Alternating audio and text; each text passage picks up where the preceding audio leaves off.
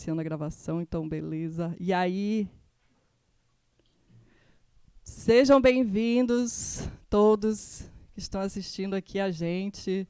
Estamos no ar aqui no nosso Wave Live Festival. Olha, gente, é a terceira vez que a gente faz esse festival e é a primeira vez que a gente faz no Shotgun. Geralmente a gente faz no Facebook e tal, só que a gente resolveu migrar de plataforma. Né? Eu sou a Erika Alves. Boa noite, todo mundo. Eu sou o João Pinot, prazer estar aqui, prazer estar com a Juliana e com a Verusca. A gente vai conversar um pouco, bater um papo para também conhecer o trabalho delas. E hoje também a gente está comemorando o lançamento da nossa primeira coletânea, que é uma compilação só de tracks autorais, né, tracks originais que foram produzidas durante o curso, com principalmente a maioria das tracks de alunos que fizeram essa turma, que está formando agora, mas também tem algumas músicas das turmas passadas, de outros alunos que já estão aí no mercado, produzindo, tocando, e para a gente é um mega prazer assim, poder ajudar e estar complementando esse trabalho das pessoas, né? Nesse mercado de trabalhar com arte, assim, então é isso, vamos nessa.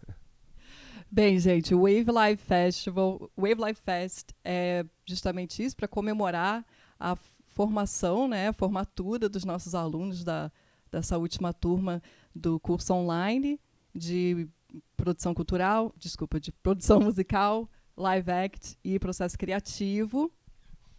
É um curso que a gente existe desde 2018, que é o Wave Live Act, começou presencial no Rio de Janeiro, né, era um curso de 2 meses, era mais focado na questão da performance ao vivo, da música eletrônica, diferente da discotecagem, né, que você toca uma música e outra.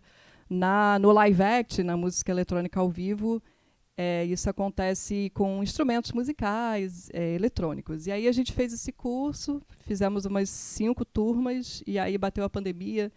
A gente já estava pensando em fazer essa transição para o curso online.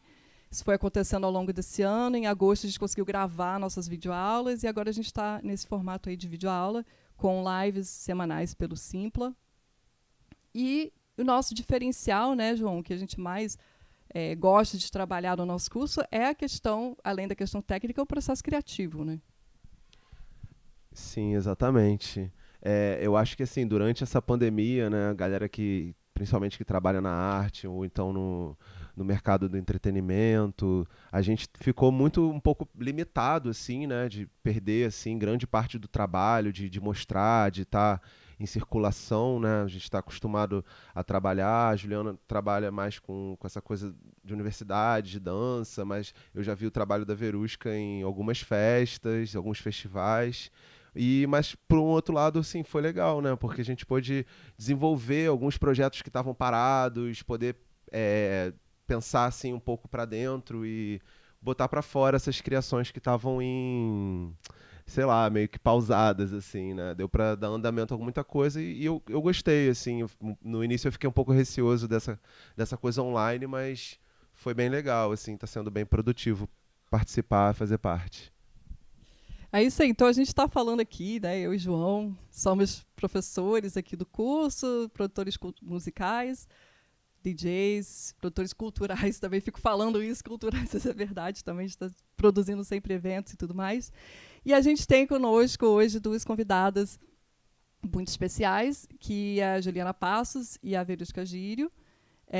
Eu acho que, em vez da gente apresentá-las, acho que elas podiam se apresentar. Cada uma fala o que você faz, a sua pesquisa, e também pensando no nosso tema de hoje, né, que é a questão do processo criativo, de como vocês trabalham o processo criativo dentro da área de vocês. E, para quem não sabe, no Wave a gente tem uma metodologia que é bastante inspirada no trabalho da Juliana. Eu acho que a gente podia até começar com a Juliana, porque tem essa conexão do processo criativo da Juliana com o Wave. Eu acho que a gente pode entrar um pouco falar um pouco sobre isso também, Juliana. O que você acha? Então, isso é isso. Juliana, pode começar. Pode ser. Bom, eu agradecer o seu convite, né, estar aqui com vocês hoje. A minha formação não é na área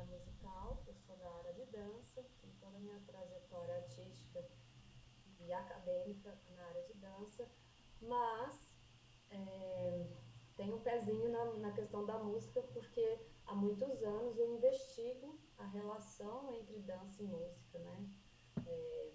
Saindo das relações tradicionais que normalmente ocorrem, né?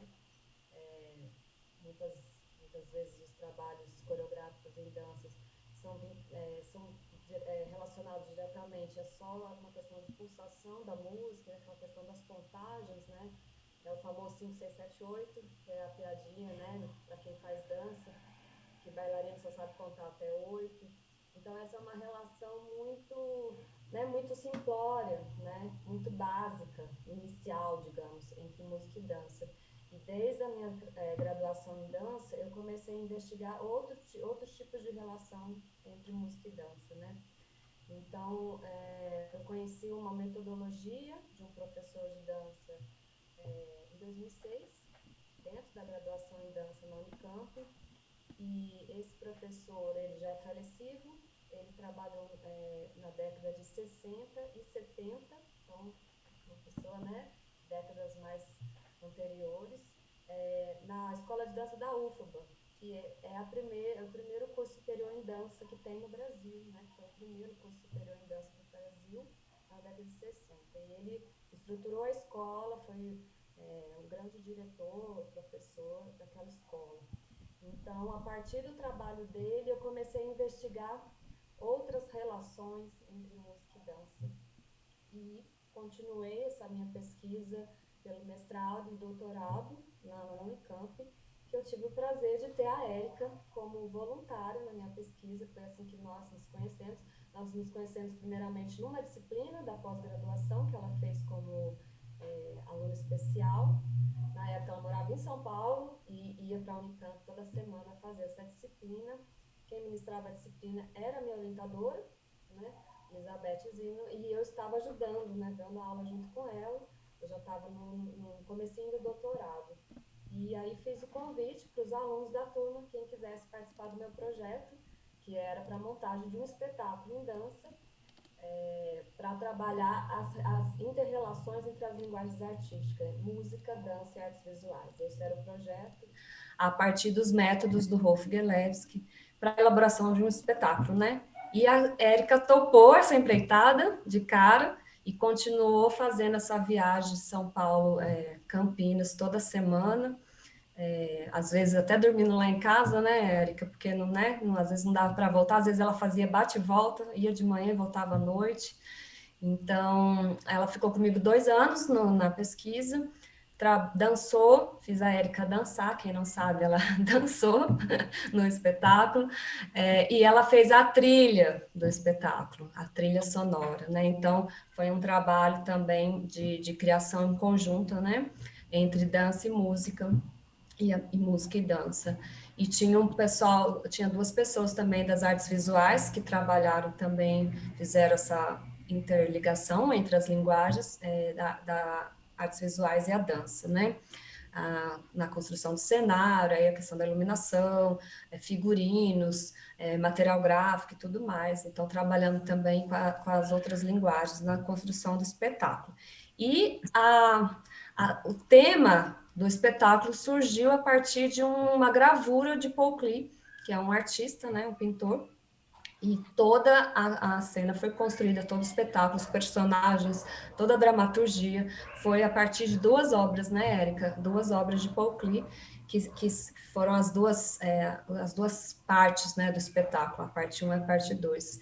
Então, a inspiração para a obra veio de um quadro, mas então a gente trabalhou essa interconexão entre as linguagens, de inspiração mútua, né? Entre obra de artes visuais influenciando, inspirando a dança e a música, e ao contrário, né? A música também inspirando dança, dança inspirando música e vice-versa, né? Então, por isso que eu estou aqui, até me sinto um pouco deslocada, porque eu não sou dessa cena, né, dessa cena da música eletrônica, né, enfim, eu já fui muitas vezes assistir a Érica como, né, nos shows, cantando, maravilhosa, lá em Campinas, depois em Brasília, porque eu moro em Brasília agora, Então, a minha experiência nas festas é como plateia, como público eventual de festas, né, de música eletrônica.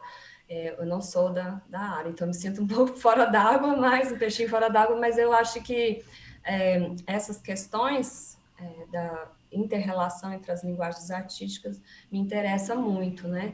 Então, depois que eu terminei o doutorado, eu prestei concurso para o Instituto Federal de Brasília, e sou atualmente professora, coordenadora do curso lá de licenciatura em dança. Então, não sou mais de São Paulo, de Campinas, e sou agora de Brasília. Então, fecha aqui a minha introdução. Verusca. Olá, boa noite. Queria agradecer também o convite da Érica. Eu avisei a ela que eu não sou muito boa de conversa. Ela falou que eu sou boa de papo. Aí eu falei, então vamos. Nasci no Maranhão, trabalho com imagem ao vivo e, mais recente, também com som ao vivo. Minha formação é em comunicação social, estudei em Brasília também. E vivi já em muitos lugares. E aí eu acho que eu fui colhendo um jeito de ver as coisas entrecortadas, talvez. A relação, acho que direta com a música, que eu acho legal de falar, é que quem me inspirou a primeira vez que eu pensei em projetar alguma coisa foi Jeff Mills, quando eu assisti quando eu estava na pista de dança em 98, eu pensei realmente eu via coisas e queria fazer. Então, quem me inspirou foi a música, não foi outro artista visual. E eu tenho uma amostra de audiovisual em tempo real, que é de imagem e som disparado ao vivo, que trabalha justamente com essa mesma... Sou VJ, né? Trabalha com essa questão do ao vivo, de trabalhar com erro, de trabalhar com a sorte, dentro das possibilidades do que você propõe, até onde você pode chegar a executar ao vivo. E não sei o que eu falo mais, é isso. Estou feliz de estar aqui, vamos indo. Então, pelo que eu estou vendo aqui, nós temos uma semelhança, né? Todos, que é essa relação de trabalhar entre as diversas disciplinas, trabalhar a questão da música, cruzando com as artes visuais e com a dança, né? Que a dança da cena de música eletrônica, ela é muito presente, ela está em tudo, né? A gente vai para as festas, a gente vai dançar e ver visuais e ver performances e ouvir a música, né? Então, essa questão desses eventos, né, serem essa conexão. Você tem alguma pergunta para alguma delas? Não, só queria fazer uma observação, porque no final do ano passado eu vi uma exposição do Paul Klee no CCBB, que era Unstable Frequencies, frequências instáveis, assim. E, pô, é incrível realmente a gente ver como que numa imagem, né, de arte visual, por exemplo, um quadro, a gente consegue ver tanto movimento e como isso também pode inspirar, né, a criatividade mesmo. Então a gente olha aquilo ali, a gente pode imaginar uma música para aquilo, então a gente pode imaginar um movimento de corpo, né? Então, assim, um pouco que a gente tenta passar, assim, para quem faz o curso com a gente é justamente isso. Tem muita coisa que está no nosso próprio inconsciente, que a gente pode acessar isso, né? E pegar 1000 referências para a gente poder criar o que a gente deseja, né? Seja tanto em relação à dança, ao movimento, como em relação às projeções, né, das artes visuais, de se inspirar naquilo, e também, principalmente no meu caso, para essa questão da trilha sonora, né, da gente imaginar espaços e ambientes diferentes, e criar música a partir daquilo, assim. Então, o pessoal que fica, às vezes, naquele hiato criativo, sabe? Poxa, eu não sei o que eu faço agora, o que eu vou fazer, sabe? Então, às vezes, a gente só precisa dar uma certa impulsionada na pessoa, ou então uma referência, mostrar alguma coisa para a galera pegar aquele gatilho e seguir adiante na música, assim. Eu acho que é bem interessante. Então, pegando esse gancho aí, eu tenho uma pergunta para fazer para vocês. Sobre tem dois tipos, eu vejo que existem dois tipos de criação. Inclusive, eu acho que a gente viu isso na matéria da Elizabeth, né, Ju? Que tem aquela criação que é da paixão, né? Que vem daquela inspiração visceral, aquela coisa emotiva, né? Que vem de um lugar, né? Talvez muita gente fale de sofrência, né? E tem aquela criação que ela segue uma metodologia, ela segue quase um método científico, assim, né? De você ter uma proposta, ter um estudo, e você... Eu queria que vocês falassem para a gente um exemplo se vocês já passaram por esses dois tipos de criação, né? Uma criação um pouco mais espontânea, tal, e uma criação um pouco mais metódica. Queria que vocês dessem exemplos de trabalhos que vocês fizeram que vocês sentiram essa transição, que vocês se sentiram trabalhando dessas duas formas. Posso responder? Pode. Eu falo demais, Verusca. Se você não falar, eu vou descobrir. Eu avisei. É demais, gente. Não, na verdade, o que eu fiquei pensando aqui agora, antes de responder a sua pergunta, Érica, eu fiquei pensando que eu gostaria de ter a chance, algum dia, né, de poder fazer composição espontânea de dança com a Érica tocando e a Verusca fazendo todas as imagens dela, para as imagens e o som me inspirar ao mesmo tempo, sabe? Fiquei João pensando toca numa coisa... também, João toca também. Né? Porque o trabalho que eu desenvolvo, ele é a priori, né? Ele não é instantâneo, né? Eu não faço performances instantâneas, assim. Eu faço um trabalho de processo de criação, de montagem, né? Para depois fazer uma apresentação. Mas eu também trabalho, a Érica sabe, eu trabalho com improvisação o tempo inteiro. Então, improvisação estruturada, improvisação livre, eu trabalho com a improvisação dentro do espetáculo, dentro daquela estrutura do espetáculo. Mas, para mim, a artes visuais, ela entra como inspiração no processo de criação em dança, né? Antes da apresentação. Ao vivo, seria uma outra questão, né? Improvisação espontânea, a gente da dança está acostumado a fazer, geralmente, por exemplo, em rodas de improvisação, em que as pessoas colocam músicas aleatórias e as pessoas vão improvisando. Então, isso acontece. Agora, essa questão da imagem sendo criada ao vivo e a partir daquilo inspirar a dança, isso eu não estou acostumada. Música ao vivo também, às vezes rola uma roda de improvisação que as pessoas vão tocando ao vivo. Então, a música vai sendo criada junto com a dança que está acontecendo. Isso é bem comum. Agora, a criação, né, das imagens, ao mesmo tempo que a dança está sendo criada, que a música está sendo criada, isso realmente eu nunca tive essa experiência. Então, fica aí né, quem sabe, nem que seja online, né? Enfim, que cada um está num lugar, né? Em relação à pergunta, Érica, na minha trajetória artística, eu comecei na dança com pensamento e aprendendo a fazer, né, processos de criação em dança, com um pensamento mais tradicional, que é criar coreografias, né? O que seria isso? Criar sequências de passos, de movimentos de dança, em geral codificados, porque eu vim da dança clássica, a minha formação inicial foi em dança clássica, então... Quem conhece um pouco de dança clássica já assistiu o espetáculo de dança, e são coreografia, passos que as pessoas se repetem iguais toda a apresentação, né? E geralmente todo mundo fazendo igual, aquela coisa da harmonia, né?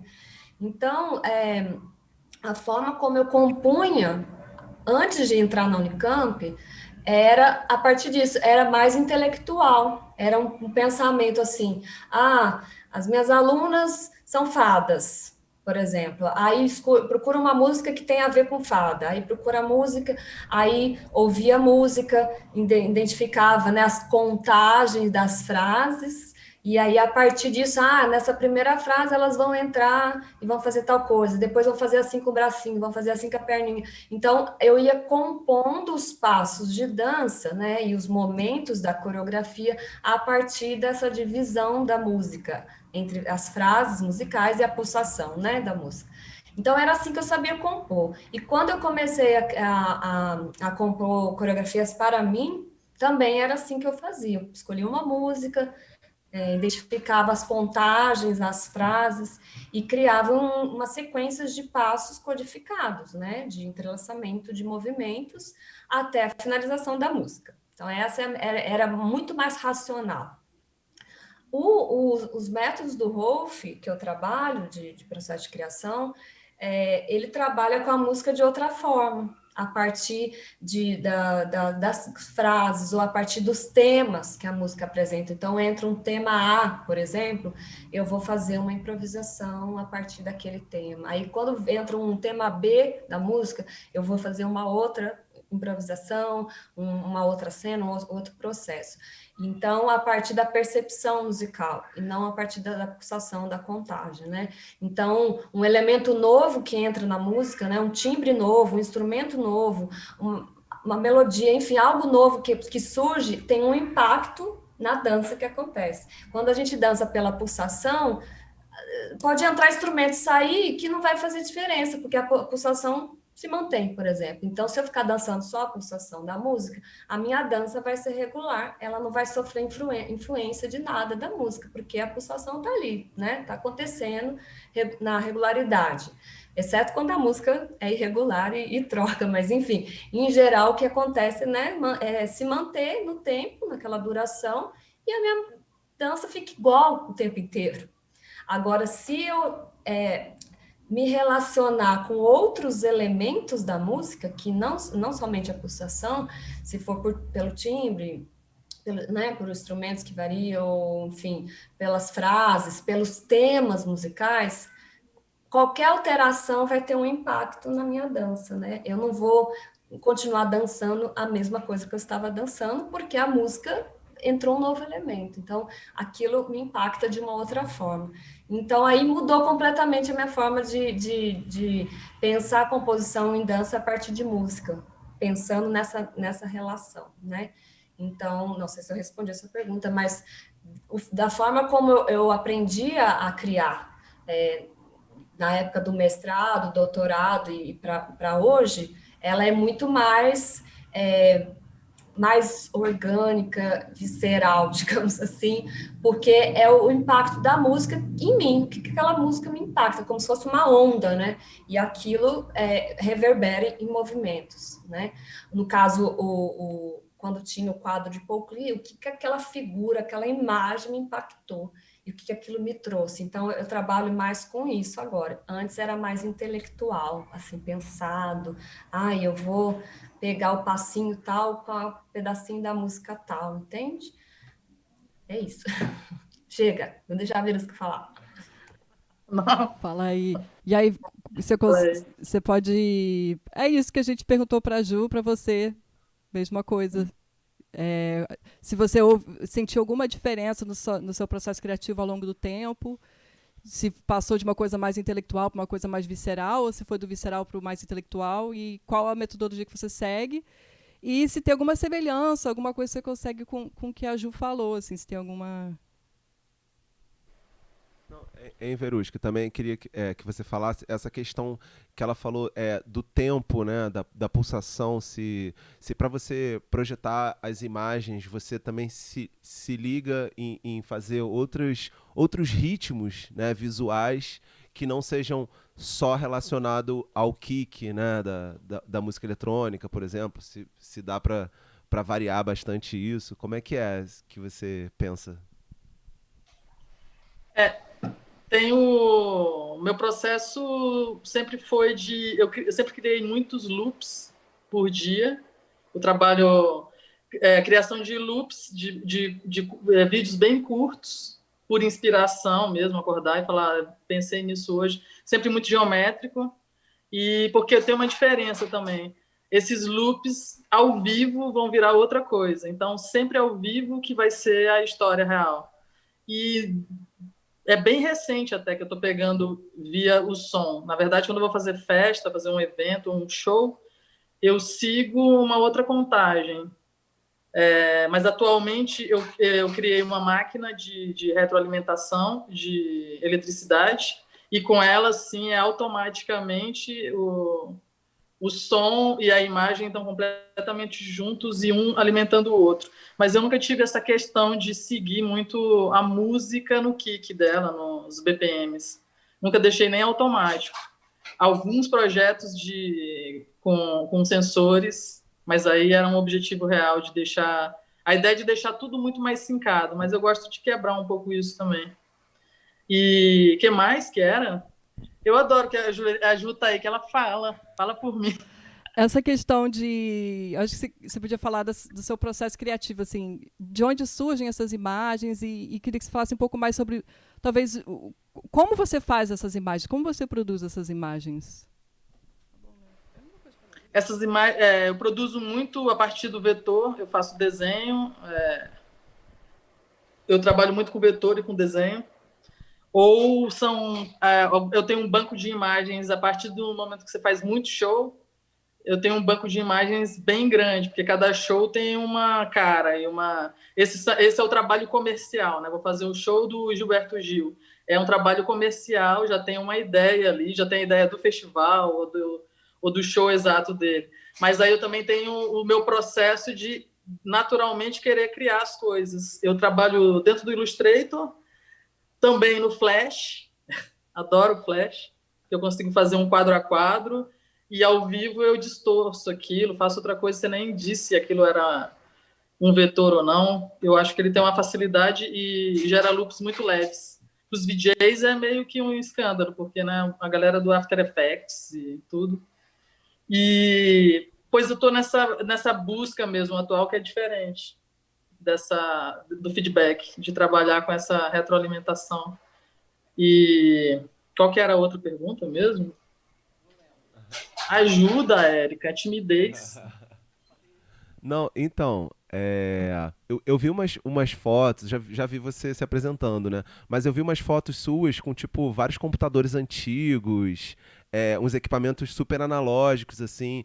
Eu sou um pouco leigo, assim, né? Tem vários amigos que são VJ, admiro demais o trabalho, já trabalhei em parceria, né? Fazendo live, fazendo a música e os VJs e tal. Mas existe muito essa diferença, por exemplo, porque na música tem, né? A gente faz um live digital, a gente entende como é que é tocar no computador, com sons digitais, para a diferença da gente estar com uma bateria eletrônica, um sintetizador analógico.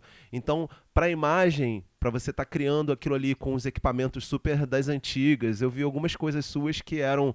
Pô, eu falei, caraca, aquele computador ali deve ser um 386, sabe? Tipo, um monitor antigo. Vi umas coisas assim. Tem muita diferença de você trabalhar essa coisa do digital com o analógico em relação ao vídeo? Tem, a diferença não era um computador, era um monitor só.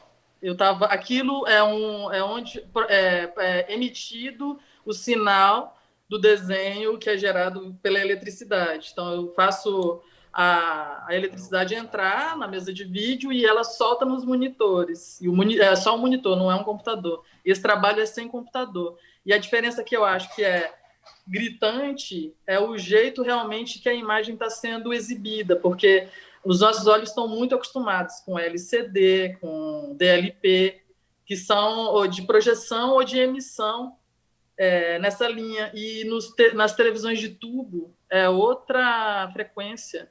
E a gente reconhece isso mesmo, é físico e emocional. Você tem uma relação com a imagem completamente diferente. Aqui atrás de mim, por exemplo, agora está rolando projeção de slides. Mas o jeito que seu olho capta essa informação é completamente diferente. Eu acho que isso você não vai falsear, você não falseia fazendo digital. Você reconhece automaticamente que não é digital. E isso eu gosto bastante. Que é dessa parte do trabalho, de trabalhar com a precariedade das coisas. Não, E são total, fala. Não, e muitos presentes, né? As pessoas querem jogar tudo fora e não jogavam fora e me davam. Aí uma hora eu falei, gente, tudo que eu tenho aqui eu tenho que fazer alguma coisa. Foi virando uma máquina gigante. Eram 20 televisores, monitores antigos, 3 mesas de vídeo. Olha que maravilha. Antigas. Maravilha, né? Não, então, engraçado você falar isso, porque na música também tem isso, né? A gente, por exemplo, hoje em dia a gente tem meio que uma retomada de um novo gênero musical, uma estética sonora, que é o lo-fi, né? Então, a galera tá com super caixas monitoras e computadores e tal, mas está produzindo uma música, né? Pode fazer uma música que remeta a uma coisa como se fosse em baixa qualidade, né? E eu acho que hoje em dia está sendo uma estética que meio que está voltando, assim, da gente acaba misturando, né, essa coisa de uma alta fidelidade sonora, porque tem uma galera que a gente trabalha às vezes que são tipo audiófilos, sabe? A galera tá frequência sonora em tantos hertz, e a galera super preocupada com isso, enquanto tem outros produtores que estão tipo assim, não, cara, eu quero o som distorcido mesmo, sabe, meu equipamento é esse aqui dos anos 70, uns tapinhas para o negócio funcionar, sabe? Então acaba que é realmente uma outra expectativa assim do som, né? Que é muito interessante também. Com a imagem você percebe, eu uso também fita, né? Já na fita você percebe a cor. O preto não é preto, o preto tem mais textura. É como se fosse, você vê os grãos quase, né? Mas você sente mesmo. Não é algo que eu estou falando, que você, tá, então agora eu vou ver. Não, na hora que você vê, você fala, tem alguma coisa diferente aí. Como no som, você percebe isso. E isso é emocional, né? A gente sente. Muito interessante essa diferença dos suportes, né? E como isso traz coisas, né? Eu queria perguntar para a Ju, né? Agora que a Ju vai falar, é rapidinho. Ouvindo tudo isso que a gente está falando, assim, em relação a esses diferentes suportes, e digital, analógico, intelectual e visceral, como é que é isso no mundo da dança, Ju? Existe alguma rixa, assim, tipo, a galera dança do TikTok, a galera da dança se tem alguma coisa assim, tipo, a galera que é mais... não, deixa eu pensar, assim, como é que eu vou formular isso? Mais orientado para uma pesquisa, né? E a galera que é mais orientada, talvez, para um mercado de imagem, assim, né? Tipo... E eu queria que você falasse do TikTok também. Então, Érica, na verdade, a dança, assim como a música, as artes visuais, todas as artes, né, linguagens artísticas, elas têm muitas funções diferentes, né? Então, a dança, ela, para mim, ela é meu trabalho, é minha profissão, então é pesquisa, é ensino, enfim, mas ela também é diversão. Então, quando eu estou numa festa, eu estou numa, né, vou assistir você tocando, eu não estou preocupada com a bibliografia, referência, com não sei o quê, entendeu? Eu estou lá curtindo a música. Então, a música, assim como a dança, ela também tem outras funções na sociedade, digamos assim. Então, o TikTok, ele é o papel da diversão, do entretenimento, entende? É brincadeira. Então, isso é saudável, é divertido. Então, não há problema com isso. Eu não tenho problema nenhum com isso, entende? Eu não tenho TikTok, porque eu realmente não gosto assim, de ficar exibindo a minha imagem, não consigo nem fazer story, porque eu já não curto. Mas eu falo bastante, mas não gosto de ficar fazendo vídeo, gravando. Eu não sou boa com essas coisas. Mas eu não vejo problema, entende? Agora, eu entendo que isso tem um papel de entretenimento, de diversão, enfim. Agora, para eu falar de dança como pesquisa, como investigação, como processo de criação de um artista, é outra coisa, entende? Não é aquilo. Aquilo é uma brincadeira que as pessoas copiam a dancinha de alguém, então, eu não vejo que não é uma rivalidade, porque uma coisa não vai tirar o lugar da outra, né? E também um não é melhor ou pior que o outro, eles têm funções, papéis diferentes, né? Então, quando você tá numa festa, Érica, e não é você que tá tocando, você não tá ali a trabalho, você vai ficar, claro, às vezes a gente fica ouvindo, né, nossa, olha que legal que o cara tá fazendo, não sei o quê, com esse olhar mais técnico, porque a gente tem uma formação, mas eu tenho certeza que tem momento que você curte e nem lembra da parte técnica, e não tá prestando atenção nos elementos daquela obra, né, então, nem sempre a gente se relaciona com a coisa de uma forma profissional e intelectual, enfim, pesquisa e tal, técnica. A gente pode se relacionar com música, com dança, com artes visuais de forma para diversão, para entretenimento. Agora, vocês, falo vocês porque eu não me sinto, né, nessa área, dessa parte do entretenimento, porque vocês são contratados para tocar em uma festa. E festa é diversão, é diferente, né? Eu tenho um espetáculo de dança que está num teatro, que as pessoas pagam ingresso para assistir, é um momento também de diversão, de lazer, porque as pessoas também vão, assim como as pessoas vão no cinema, as pessoas vão assistir uma banda tocando, um concerto. Para quem está assistindo, aquilo é diversão. Para quem está no palco, é trabalho, mas para quem está assistindo, é diversão, é lazer, né? Claro que é diferente uma pessoa pagar um ingresso para assistir um espetáculo de dança, a relação que ela tem com aquela obra não é igual quando ela está numa festa dançando. Então, a dança, naquele momento, para a pessoa, é ela que está fazendo, ela que está dançando, ela está se divertindo, está socializando com as pessoas. Quando ela para assistir, ela vira público. E aí é uma relação entre obra e público, que é diferente, né? Então, eu não sinto que há uma rixa, algum, né, problema com isso. Os meus alunos ficam gravando TikTok, os alunos da licenciatura em dança, que estão estudando dança, eles gravam, botam no Instagram, eles mesmos falam, rebolando a raba, estou rebolando a raba, não tem problema nenhum. Porque são papéis, então cada lugar, então é um lugar, no Instagram, TikTok é um lugar para rebolar rabo, não tem problema, não tem problema. E depois eles vão fazer outras coisas, e pode até rebolar a raba se quiser, dentro de uma pesquisa, de uma investigação, de um espetáculo que precisa rebolar a raba, porque ele pode precisar naquele contexto, naquele personagem, ou às vezes a temática que está sendo abordado condiz com aquilo naquele momento, então não é problema, entende?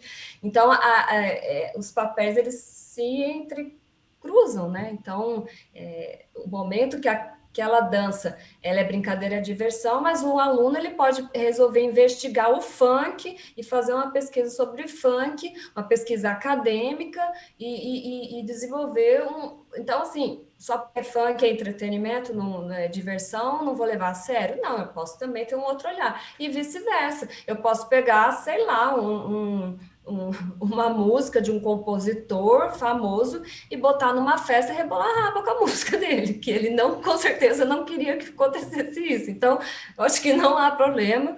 A gente tem que saber transitar pelos espaços, essa questão, né, sei lá, do erudito, ou do clássico, ou do intelectual, da arte intelectual, e a cultura popular, a cultura de massa, o entretenimento, o mundo do entretenimento. Eu acho que a gente pode transitar nesses meios e até invadir, às vezes, os espaços, né? Como rebolar a raba num espetáculo acadêmico, por exemplo. Então, não sei se eu respondi o que você queria saber, mas não sei o que você entende isso também, né, Érica? Quando você está tocando numa festa, para a galera fritar, não é assim que vocês falam? Eu nem sei as linguagens de vocês, né? Mas a galera fritar, e quando você está lá fritando, né, a relação é outra, né? Assim, realmente, eu acho que, assim, por exemplo, existem também festas e festas, né, espaços e espaços, né, quando realmente, às vezes eu me encontro também numa situação que eu estou numa festa que é mais entretenimento mesmo e não está tão ligado à questão de cena, por exemplo. Às vezes eu tenho que tocar uma música para a galera rebolar a raba mesmo, isso é maravilhoso. Só que aí realmente é outra pesquisa, eu tenho que lançar a mão de uma outra pesquisa que eu tenho, que às vezes não cabe eu fazer meu show, né? Às vezes eu tenho que saber qual é o show que eu vou levar, né? Às vezes uma vez eu fui fazer um show e a galera ficava assim, toca Rihanna. E eu fiquei assim, eu não sei tocar Rihanna, eu não sei tocar a música da Rihanna aqui, sabe? Tipo, eu não tô discotecando, eu tô tocando ao vivo. Então, Se eu soubesse tocar uma música da Rihanna naquele momento, teria sido maravilhoso. Mas não rolou. É, mas em relação a isso, né, Verusca, queria que você falasse sua relação entre a sua pesquisa e o entretenimento. Se você vê o seu trabalho como VJ mais como uma exposição de arte, ou se você está mais na questão do entretenimento, ou se não, se isso é uma coisa que transita e tal. Como é que é isso? Eu transito bastante. Eu acho que o meu trabalho é super comercial, comestível, e porque eu faço muita festa, eu tenho essa consciência do entretenimento mesmo e do objetivo que é tipo isso, levar qual é o show que eu estou levando. Eu sei o que eu estou levando para aquele espetáculo específico, para espetáculo de noite, né, específica, que é completamente diferente do que eu vou elaborar para um show, que é completamente diferente do que eu vou elaborar para uma Bienal. Eu acho que vai transitando por todos os espaços, mas eu considero mais comercial do que... isso contando com algum resultado, né? Eu acho que a exposição que eu tenho é mais comercial do que artística e acadêmica. Eu estou adentrando ainda um pouquinho essa zona, mas eu acho que é bem comercial. O que você acha? Olha, Mas eu não tem a sei. pesquisa, né, gente? Eu acho É. que eu imagino que para. Eu não assisti o seu trabalho, Verusca. Depois eu quero até ver se você tem filmagem disso. Mas eu imagino que a pesquisa que você tem para preparar essa obra que você está chamando de comercial, ela é muito, né? É um aprofundamento dos equipamentos, dos materiais.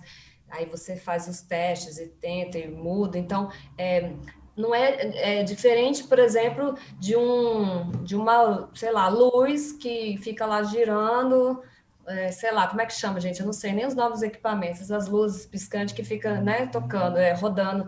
Não é a mesma coisa, né? Não, Não não é. é. Daí é uma festa de 15 anos.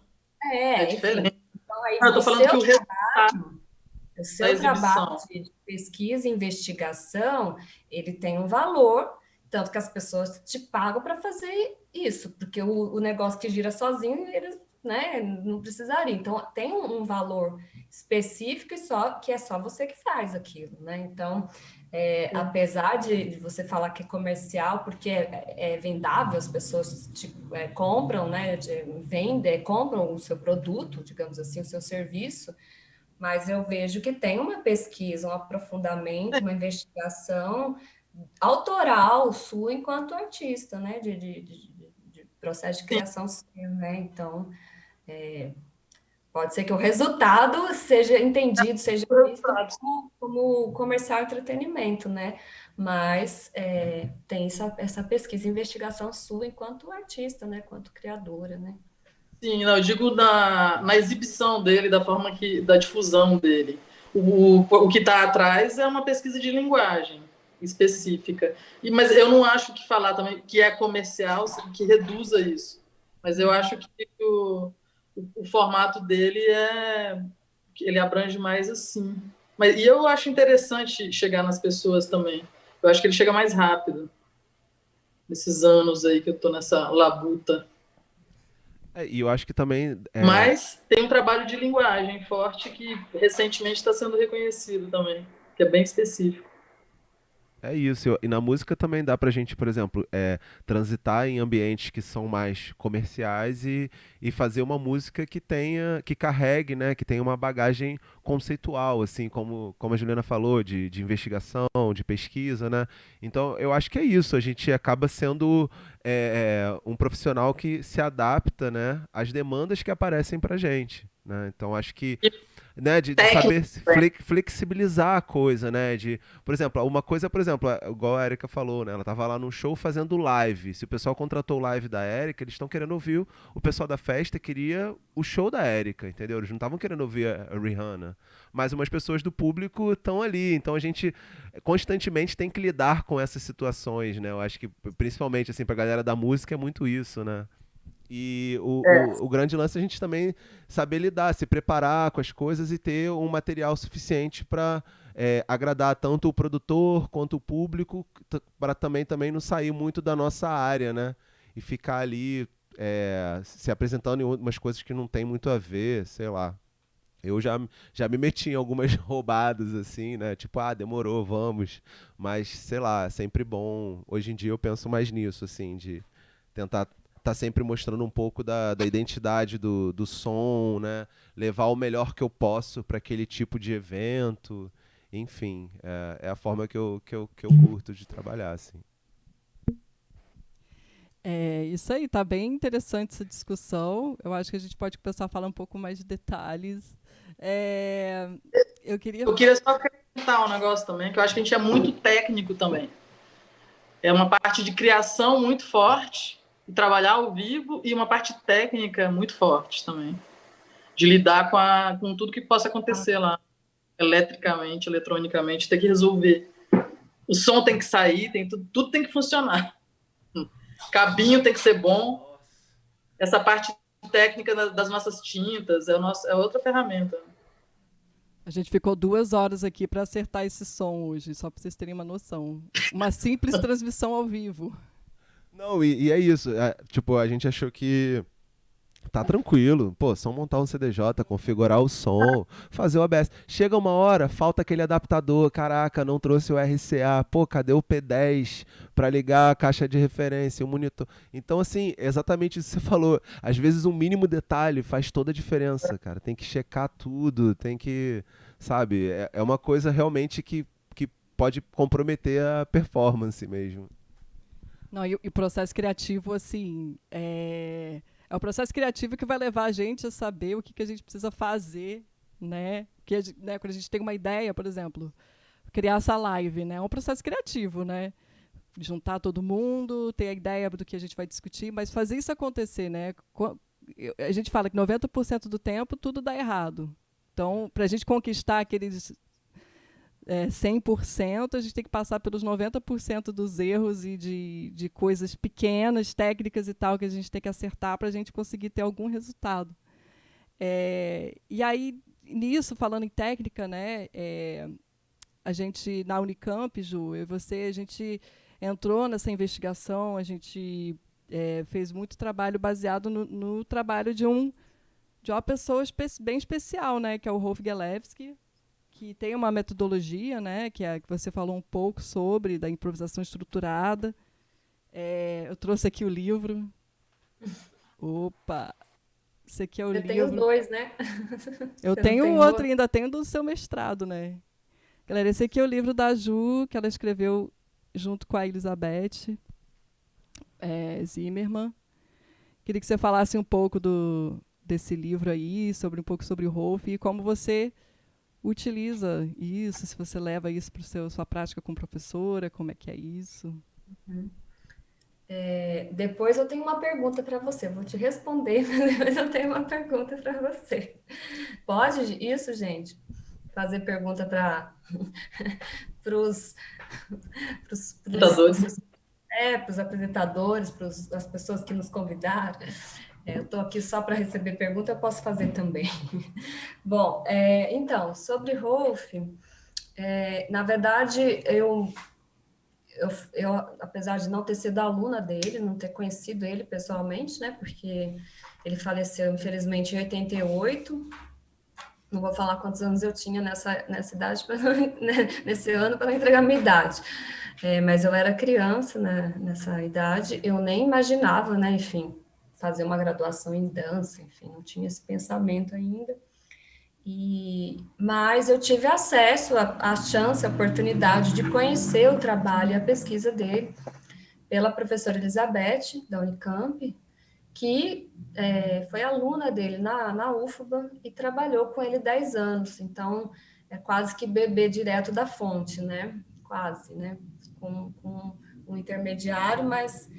Então, eu tive o privilégio, né, de conhecer um pouco do trabalho dele, não somente a partir dos textos dele, dos materiais que ele produziu na época. Ele tinha alguns materiais não foram publicados, só tinham apostilas datilografadas em máquina de escrever, que a Beth tinha, né, da época dos anos 60. Outros ele chegou a publicar em livro, mas a edição está esgotada, aí só tinha xerox do livro, e outros ele tem a publicação, né, ele chegou a fazer, e ainda tem exemplar, é possível adquirir ainda atualmente, né. Então, e também tive a chance de fazer, quando eu digo fazer na prática, né, os métodos dele, de improvisação, com a professora Elizabeth e com outros ex-alunos dele que depois eu tive acesso, né, o professor Paulo Baeta, da UFMG, que foi aluno dele também, a Rosa Koshiba e outros ex-alunos dele que eu pude fazer aula também com eles, né. Então, eu experimentei os métodos. Na minha época, eu era aluna de graduação, com 20 e poucos aninhos, e experimentei nas aulas, fazendo em disciplina optativa, em grupo de estudo, fora dos horários da aula, fui fazendo. E eu realmente me sinto formada por ele, apesar de não ter conhecido ele, formada a partir dos métodos dele, enquanto artista criadora. Porque a minha maior dificuldade quando eu entrei na Unicamp, hoje, gente, eu dou aula de composição coreográfica e improvisação. Mas quando eu entrei na Unicamp, para aluna de graduação, as disciplinas que eu tinha mais dificuldade eram as de processo de criação. Então, para vocês verem como a coisa muda, né? Eu tinha muita dificuldade para criar, eu não sabia criar, porque o que eu sabia fazer era aquele que eu já tinha falado no começo, fazer encadeamento de passos, de sequências, ou de jazz, de balé, sei lá o quê, um trabalho muito intelectual e sem muito significado expressivo, tá? Porque, vou falar nomes técnicos, a pessoa pega e faz uma sequência de tom B, pas de bourrée, grand jeté, não sei das quantas. Qual a expressividade disso, né? Eu não entrava numa discussão de temática, de um tema a priori para trabalhar. Nada, pegava uma música, contava e saía botando um monte de passo, aí às vezes colocavam uma temática, tipo, somos as fadinhas, aí tá, botava um figurino de fadinha, tá, mas não tinha uma relação com a fadinha, entende? Não era um processo de criação a partir da personagem, se fosse a partir de uma personagem, ok, mas não era, né? Então, quando eu entrei na graduação e as disciplinas, porque o foco na Unicamp é dança contemporânea, não é dança clássica, e eu nunca tinha feito dança contemporânea na vida, nem sabia o que era. Então, foi um choque mesmo. Eu saí de uma sapatilha de ponta, né, e entrar na Unicamp e começar a dançar descalço, a rolar no chão, a fazer coisas e ficar descabelada, coisas que eu não estava acostumada a fazer. Então, teve essa ruptura, mas também eu não conseguia criar, porque eu ficava meio que bloqueada nas aulas de improvisação, as professoras iam conduzindo as improvisações e eu não sabia o que fazer. Eu ficava meio desesperada e ficava tentando resgatar passos de dança que eu já tinha feito algum dia na minha vida para reproduzir nas improvisações. Então, olha a situação da pessoa, né? Então, e quando eu comecei a fazer os métodos do Rolf, eu fui me encontrando. Então, realmente foi uma conexão. Tem gente que passou, fez as coisas do Rolf na graduação e foi seguir outros caminhos, né? Eu me conectei mesmo. Então, para mim, fez sentido. Assim, deu um clique. Você, opa, é por aqui. E a partir daquele clique, daquela conexão, eu realmente comecei a entender o que é uma improvisação em dança.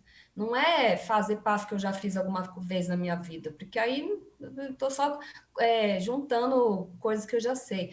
Mas é realmente deixar surgir movimentos que eu nunca fiz na vida, que eu vou fazer naquele momento instantâneo ali da hora, né? Naquele momento. Obviamente que também a gente não consegue sair da estrutura física que a gente tem. No caso da dança, a nossa materialidade é o nosso corpo. Vocês trabalham com sons, com luzes, com, né, enfim, e tem o limite das materialidades que vocês trabalham, que vocês escolhem trabalhar. Tem certas coisas que não dá para fazer.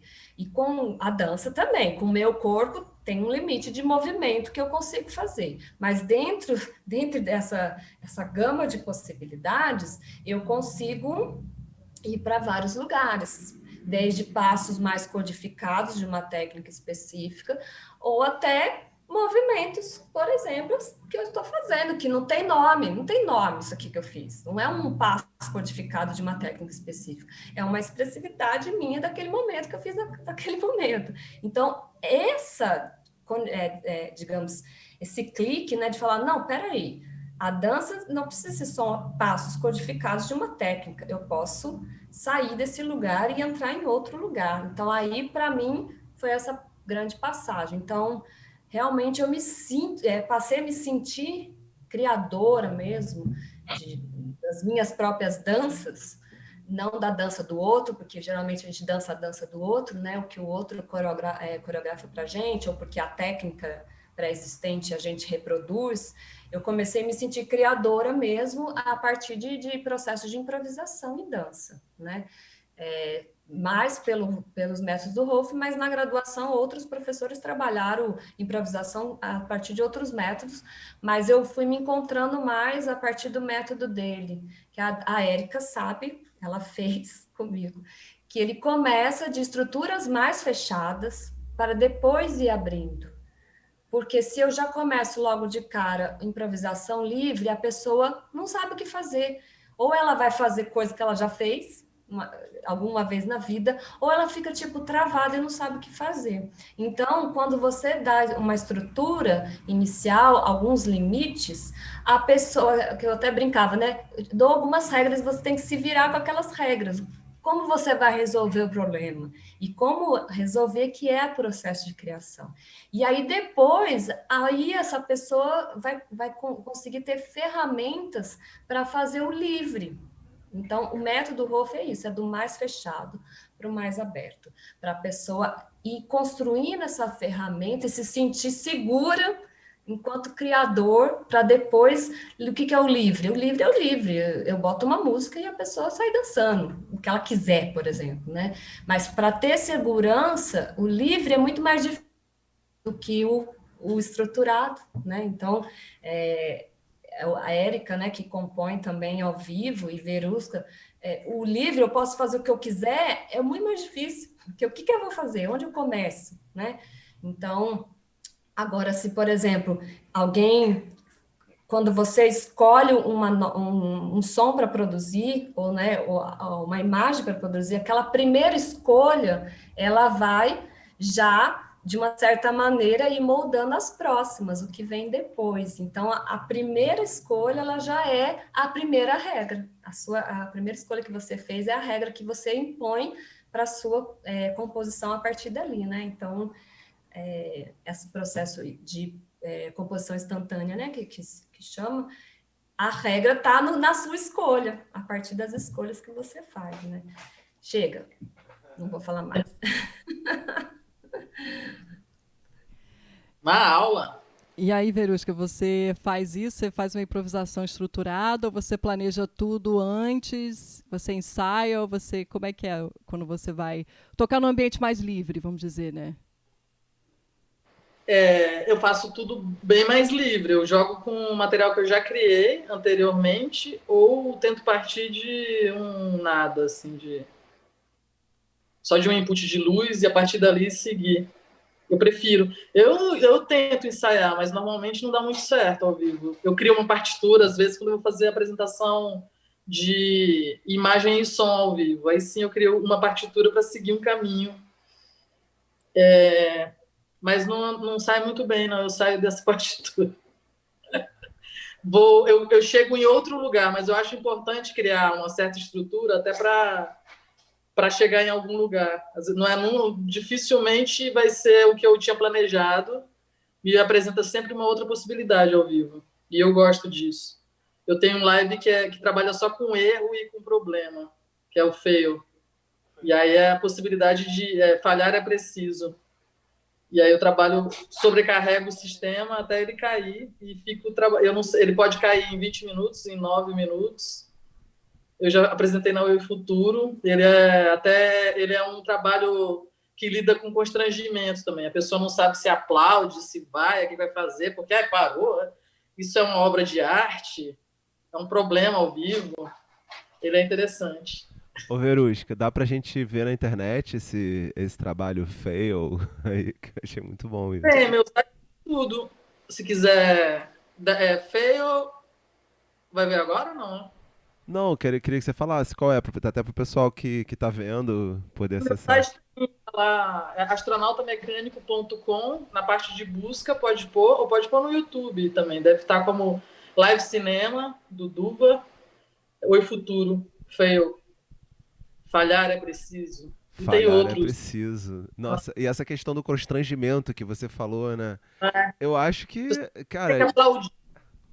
A pessoa acha que tem que aplaudir uma obra de arte, sei lá, que eu não entendo essa obrigação. E eu acho interessante também lidar com esse incômodo.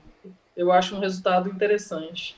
é igual quando o pessoal acha que a música acabou e a gente tá só fazendo aquele break. Aí todo mundo. Aí daqui a pouco a gente volta. Assim, tipo, aí a galera fica meio. Vambora, dança aí. Mas olha só, uma coisa que a Juliana tava falando. Essa coisa de limitar, né, de fazer, na minha cabeça eu já pensei uma coisa assim, na composição, é igual a gente começar uma música mesmo, que a gente não vai começar dando tudo, entendeu? Tem até uma expressão entre os músicos que é tipo assim, não entrega o ouro, sabe? Você não vai começar já entregando o ouro, sabe? Você tem toda uma construção para acontecer, entendeu? Então você vai no sapatinho, você vai criando dinâmicas, você vai entrando com os elementos. Eu acho que essa é uma super conexão que existe entre os nossos trabalhos aqui, né? Tanto da música, quanto do visual, quanto da dança.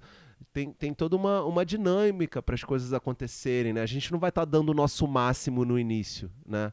A gente vai querer chegar num clímax, né? A gente quer chegar num lugar. Por mais que tenha essa coisa do que você falou, né? Do erro, né? Do fail, disso não acontecer, né?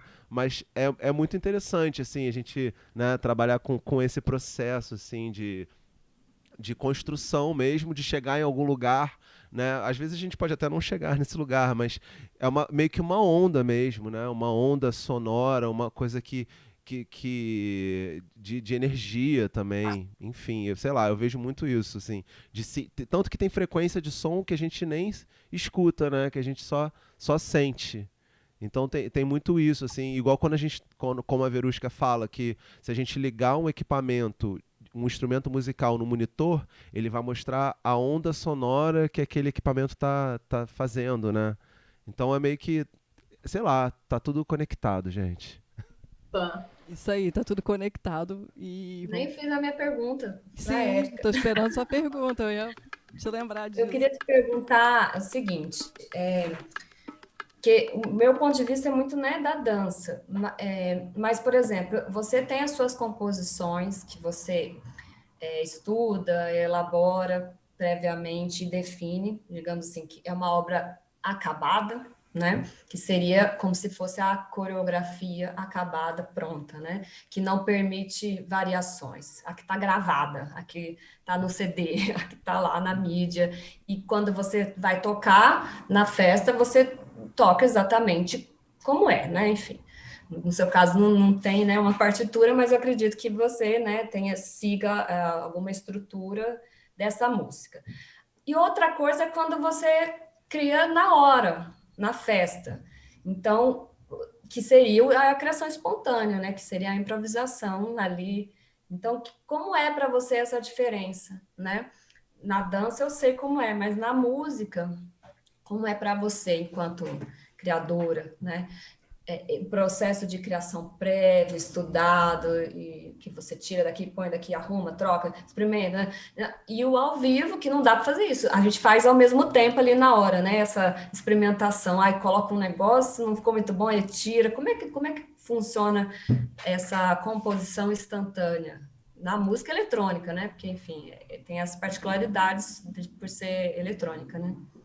Sim, bem, a música eletrônica ela tem uma grande vantagem, né, que você pode colocar vários elementos, automatizar, né, o som em loops, e aí, né, deixa uma coisa acontecendo, a bateria, se eu disparo a bateria, depois eu crio uma linha de baixo, depois eu faço uma cama, né, eu tenho uma metodologia. Quando eu comecei a tocar, fazer live, né, inclusive foi quando eu conheci a Verusca melhor, né, que eu quando a primeira live foi no evento dela, que foi no AVAV, né? Aê, mostra, Meu primeiro mostra live. atual em tempo Foi real. uma performance chamada Free Boy, junto com a Charmone, que hoje mora em Berlim, e Gabriel Brito, né? Gabriel Brito Nunes. Isso. Tá no E México. tá no México. Tá todas internacionais. E Tudo aí E aí, nessa época, eu fazia muita coisa improvisada mesmo. Tipo, eu não sabia nem o que eu ia tocar, eu levava os instrumentos, eu, não, vamos nessa. Né? Eu estava muito nessa pegada. Eu gosto muito de música experimental, inclusive, antes de ir para São Paulo, eu tinha uma banda de música experimental, tocava saxofone e tal, aí eu fui pro...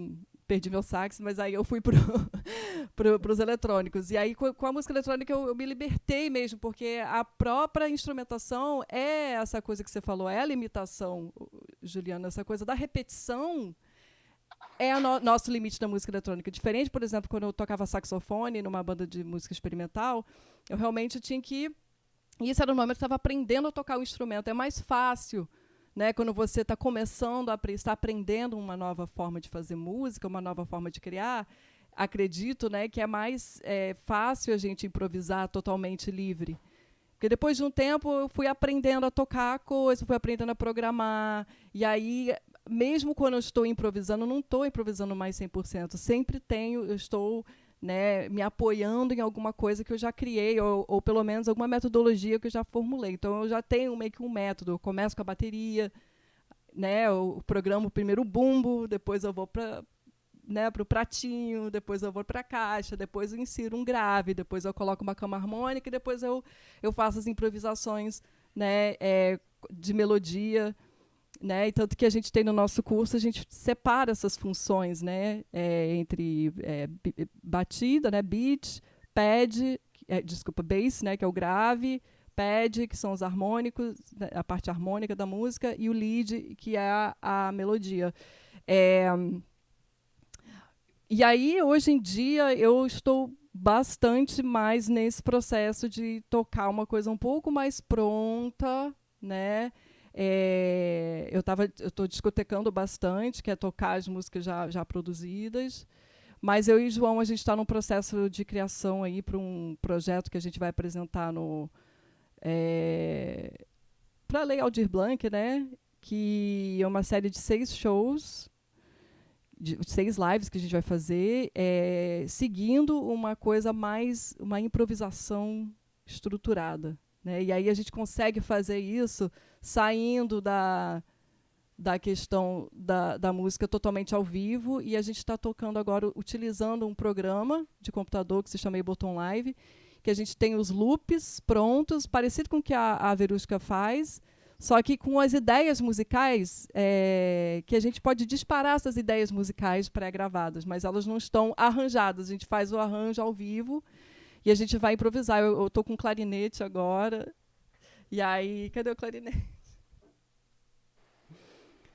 Como eu perdi o meu saxofone, mas agora eu estou com clarinete, que eu acho até mais bonito. E é isso, eu estou sempre mudando, né? Eu tenho época que eu me apoio. Quando é um trabalho um pouco mais comercial, vamos dizer, uma coisa mais responsabilidade, né? Eu tento ter menos problema possível, né? Eu quero que a coisa se execute 100%, né? E menos possibilidade de erro. Então eu tendo a fazer algo que eu já estou fazendo há um bom tempo, que é meu show, ou eu faço uma discotecagem. Agora, quando a proposta é improvisar, que é a questão desses shows que a gente vai fazer, né, ano que vem,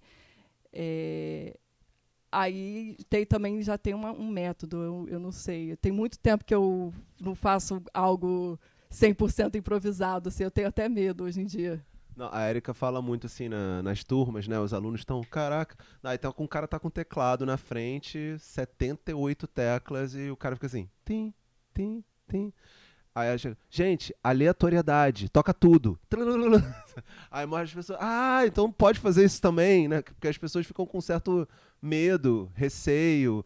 Não conheço, poxa, um sintetizador, o que vai fazer? Gente, sai mexendo, bota a mão. Eu acho que muita coisa do aprendizado é muito a prática também, né?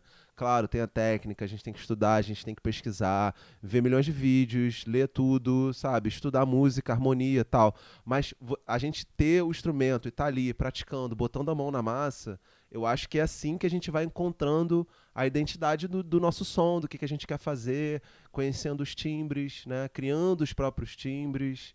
É um pouco assim, é pouco isso que a gente vê com a imaginação criativa, né? Que a gente passa para os alunos, assim, gente, tem muito som aqui que você pode fazer acontecer, ainda mais quando a gente está com os equipamentos sequenciados. Então, se a gente, tem uma bateria eletrônica que ela está sincronizada com o equipamento que vai fazer os arpejos do baixo, e tem um outro equipamento solto que vai fazer os leads, os solos, entendeu? Então você dá um play ali e as coisas vão tocar juntas, entendeu? Você só precisa meio que programar e achar uma sequência harmônica para as coisas, sabe?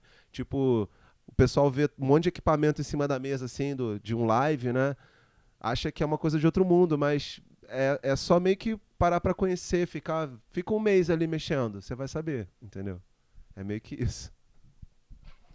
Acho que respondemos aí, não sei. Eu queria falar de uma particularidade do mundo VJ, que a gente trabalha muitas vezes 8 horas quando vai fazer festival, por exemplo. É um tempo bem estendido. E daí é interessante porque passa por várias versões e criações do trabalho e vai se modificando. Porque normalmente são pelo menos 4 horas. A gente não faz como o DJ, que às vezes toca 2 ou 3 horas. A gente faz no mínimo 4, 6, 8. Eu já fiz 16 horas direto também. Só indo ao banheiro rapidinho. Que eu gosto de fazer. O cara fala, não, eu vou te contratar, é esse tempo, mas você não precisa ficar fazendo. Eu falo, não, então não me contrata para menos. Eu vou estar fazendo. Estaremos fazendo. E a gente tem esse tempo mais estendido que eu acho interessante para criar. Eu gosto mais de fazer trabalhos mais longos do que curtos. Mas quando é manipulação de imagem e som junto, eu faço mais 40 minutos, mas a gente tem essa coisa das 8 horas aí, que eu acho interessante, só queria deixar aí marcado para os DJs. Os trabalhadores da noite. Meu Deus, gente, não dá para ficar dançando 8 horas. Nossa, não, e hoje em dia... Projetando. Aqui, a pista vai Tô pensando na minha área, assim, né? Realmente, a materialidade da dança é mais difícil, né? Porque é o corpo humano, né? Então, o equipamento ajuda, né? O fato de ter os equipamentos, a máquina, né? Ajudando nessa hora. E hoje em dia as coisas estão muito rápidas também, né? A gente tem aquela coisa assim, o DJ tocava 4 horas. Hoje em dia preferem colocar mais DJs na festa, tocando menos tempo. Só que pelo que a Verusca falou, o VJ continua sendo um só, né? É um. É muita coisa. Não, mas hoje eu danço 8 horas na rave. Fica lá fritando 8 horas. Não, dançando. Não sou da fritura, não.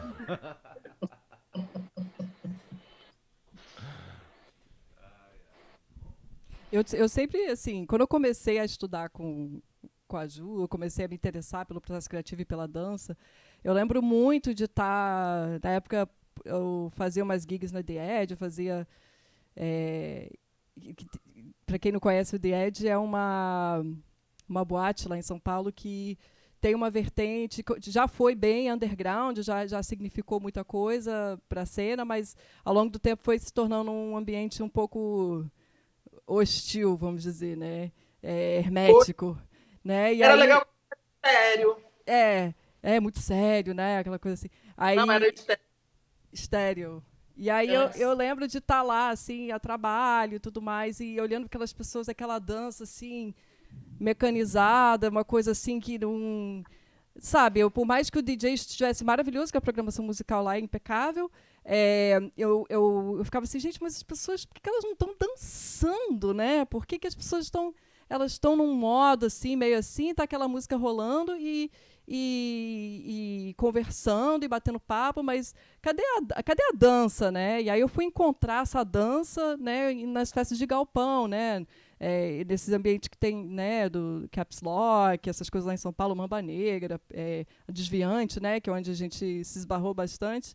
E eu ficava imaginando, e se essas festas, e se essa cena se apropriasse mais da dança e da dança coletiva, se tivesse alguma forma, né, de influenciar as pessoas que estão na pista de dança, de ter uma consciência maior do que é, né, em vez de ficar só ali balançando a cabeça, assim, não sei, eu me dava um pouco de aflição, não sabia se a pessoa estava prestando atenção na música, ou se ficava só se mexendo com o ritmo. Às vezes essa dança involuntária, né, porque né, a música eletrônica ela é muito alta e tem muito grave, então às vezes você não consegue também ficar parado, mas é uma meia dança, é uma coisa assim. Eu gostaria que vocês tenham a dizer sobre isso.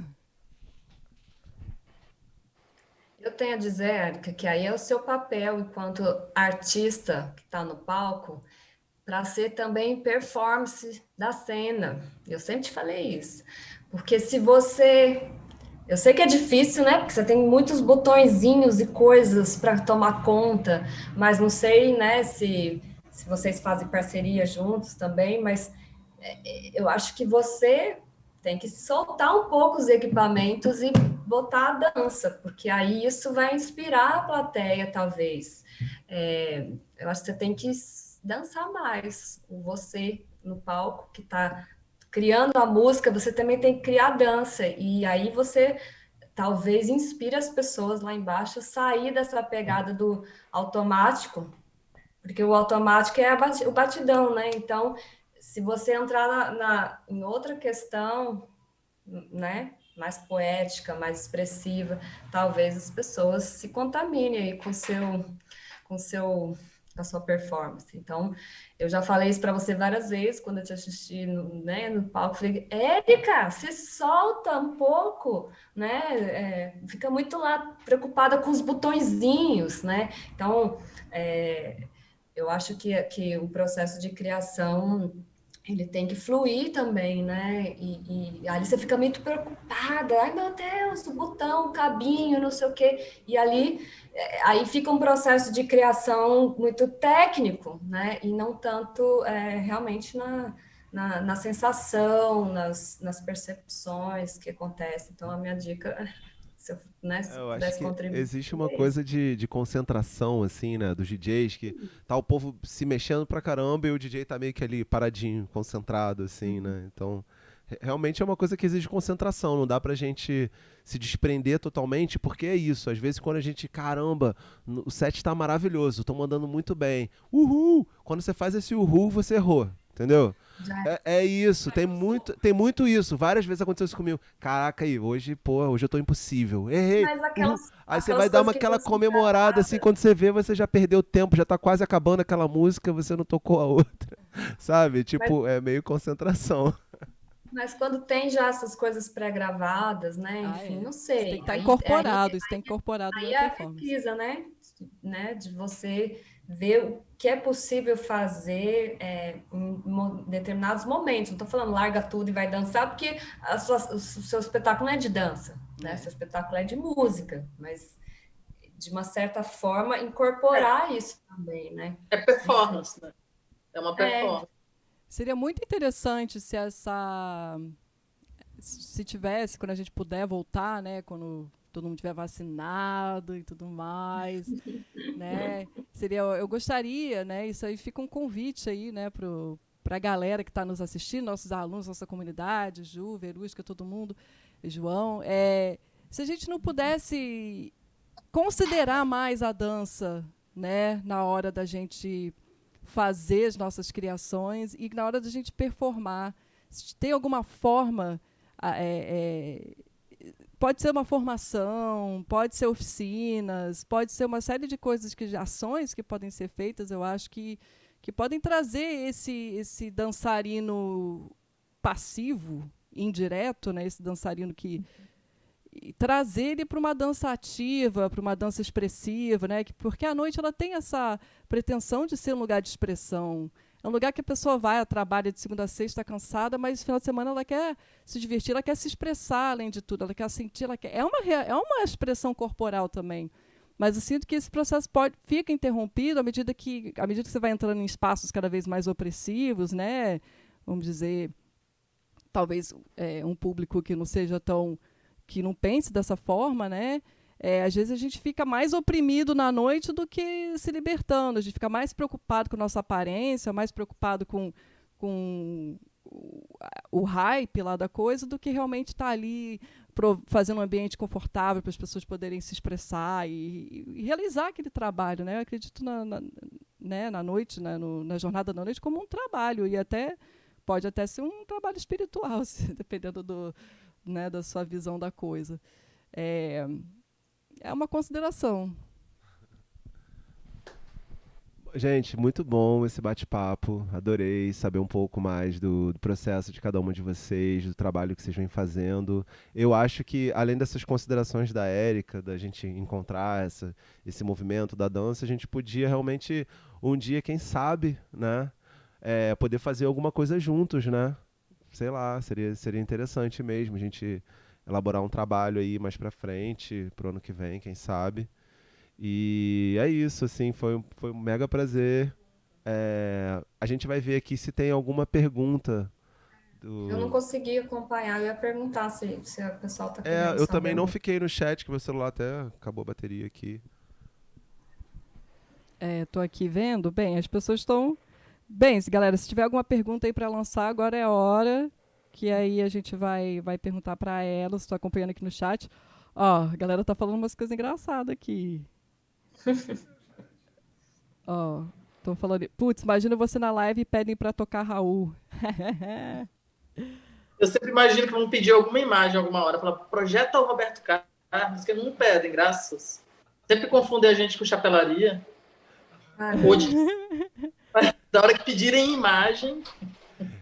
Hein, Verusca, eu tava lembrando de uma coisa, a Erika falou da The Edge e tal. Cara, a primeira experiência que eu vi um VJ, assim, foi a primeira vez que eu fui em The Edge, tipo assim, devia ser 2002, 2003, uma coisa assim. Cara, que eu vi o carinha mexendo, assim, do lado do DJ. Eu falei, cara, o que esse cara tá fazendo ali? Tipo assim...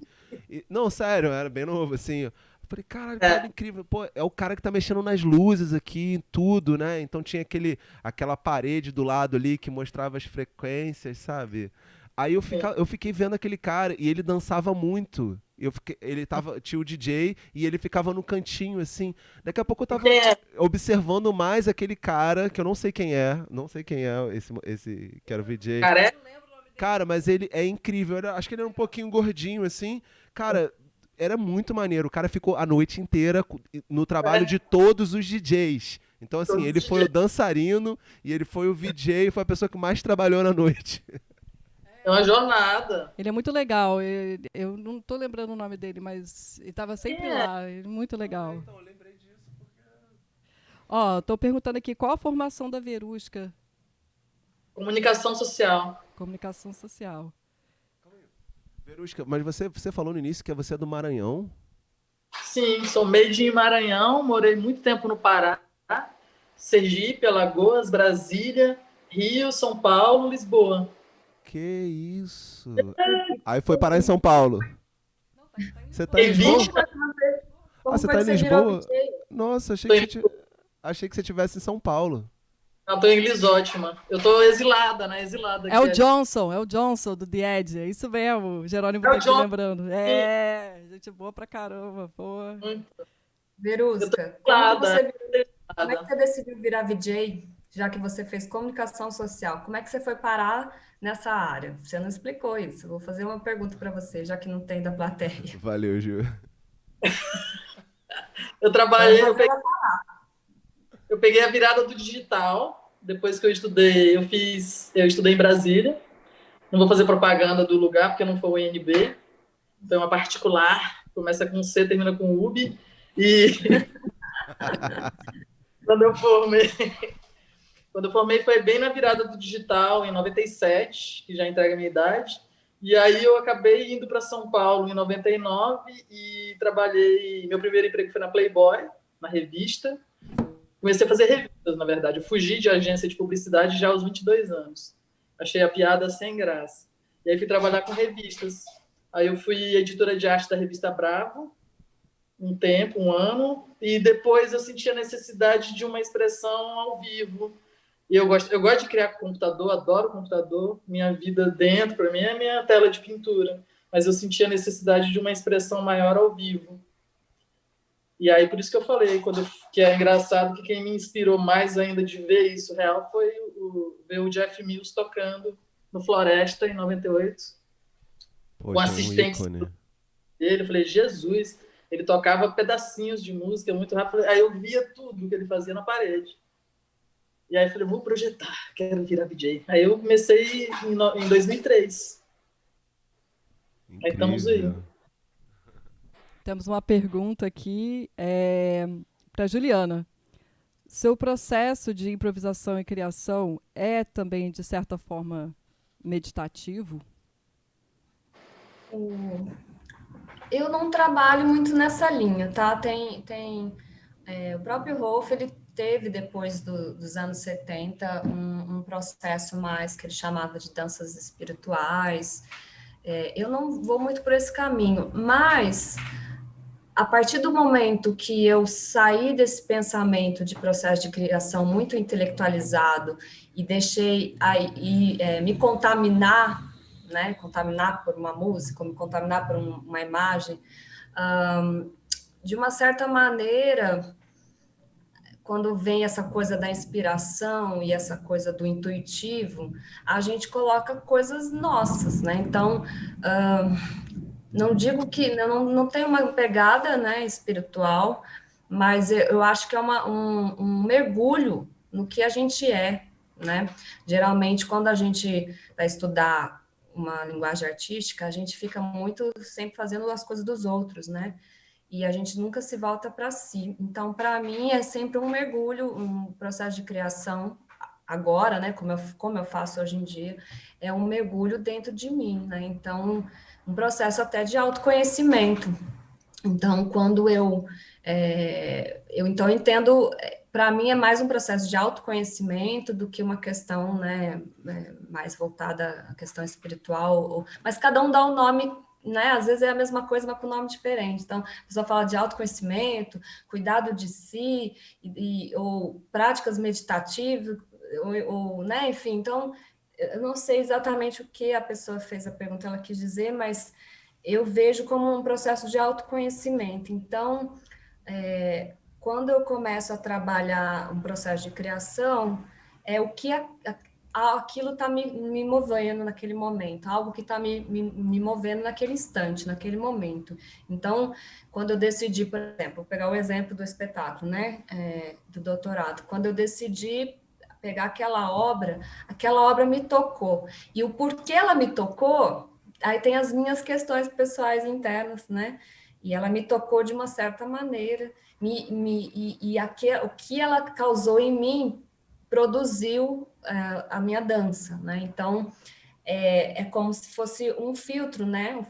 Algo que está acontecendo no mundo, ou numa outra obra, ou com outra pessoa, que de uma certa maneira me dá um impacto, passa por mim, e através de mim eu produzo a obra. Então, para mim, é um processo de autoconhecimento, né? É como eu entendo o mundo, como eu me relaciono com o mundo e como as coisas se impactam em mim e a partir disso gera algo, né? Então é como eu filtro as coisas que chegam em mim para daí eu produzir uma obra. Então eu acho que para mim processo de criação em dança é isso, eu perceber o que o mundo, como e o que o mundo impacta em mim e a partir disso eu produzir a minha obra, a minha dança, né? Não sei se era isso que a pessoa estava perguntando. Acho que é isso aí. Alguém está perguntando aqui se vai rolar som. Sim, vai rolar som, galera. 9 horas, a gente vai fazer o lançamento da coletânea Wave Tapes, volume 1. Tá? O povo já tá Então, cansado. esses CDJ serão utilizados, a gente vai discotecar, eu e o João, as músicas. São 18 músicas que os alunos criaram a partir dessa metodologia que cruza imagem com som, com movimento, né, que a gente fez online. Então, foi bem incrível. Algumas músicas são de alunos que já fizeram curso com a gente no passado, que a gente também fez bastante experimentação com isso durante as aulas presenciais. A gente levava papel, giz de cera, para a galera mapear as músicas que estavam ouvindo, bem, bem interessante. E trabalhando também movimento, tal. A gente sempre de olho fechado para as pessoas não ficarem com vergonha. Mas uma última pergunta aqui que eu acho que todo mundo pode responder, né, para a gente dar aquele arremate, né, que a gente já tem, está nos últimos 10 minutinhos finais, que é como lidar com o bloqueio. Como lidar com o bloqueio criativo? Né? Pode ser, assim, eu sei que é meio complicado essa pergunta, ela é profunda, né? Mas se alguma coisa rápida, uma coisa que vocês fazem que... Quer começar, João? Bom, essa questão do bloqueio, né? Eu acho que no momento que a gente está, que foi um ano muito recluso, né? Da gente estar muito fechados, não poder estar em contato, encontrar as pessoas, abraçar e estar ali pegando informações, estando em contato, né, com outras energias, assim, eu tive muito altos e baixos, assim. Então teve dia que, cara, eu ligava o equipamento, botava pra gravar e, pô, sabe, me libertava, assim, conseguia realmente fazer aquilo que eu queria, apesar de muitas vezes já me ter ficado frustrado, assim. Então tinha dia que eu ficava tentando produzir uma música e nada acontecia. E tinha dia que eu ligava o negócio e, pô, eu quero fazer isso, sabe? Tipo, eu vi um filme, que é até essa música que eu tô lançando nessa coletânea, que chama Cafarnaum.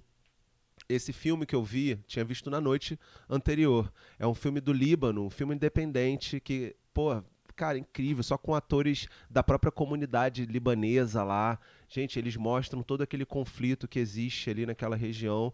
Eu acordei no dia seguinte e falei, cara, quero fazer uma música meio leste europeu, essa coisa e tal. E fluiu assim. Em 3 horas eu fiz essa música que a gente vai lançar. Mas foi essa vez, entendeu? Vários outros dias durante a quarentena eu tava ali preso em casa e nada acontecia. Então acho que foi muito altos e baixos. Eu acho que depende muito do estado que a gente está também para poder criar, entendeu? Claro que a gente pode buscar esse incentivo, usar esses, né, os equipamentos que a gente tem, as técnicas que a gente tem, mas eu acho que depende de algo mais, sabe? Que é justamente esse estado de espírito, de estar realmente aberto para poder criar coisa e, sei lá, nem sempre a coisa flui, mas às vezes sim. Então a gente tem que estar sempre tentando. Eu gosto de buscar, assim, numa imagem ou algum movimento. Tentar não... Eu acho que a via intelectual, muitas vezes, não é uma boa forma de quebrar um bloqueio, né? Eu acho que, às vezes, a gente tem que tentar sentir o que a Ju falou, nessa coisa do processo meditativo, que pode ter 1000 nomes, né? Eu acho que isso pode ser uma boa fonte aí, né? Uma boa investigação para quem está com bloqueio, fazer alguma prática meditativa, alguma coisa de autoconhecimento para, né, nem que seja um pequeno movimento, alguma coisinha assim.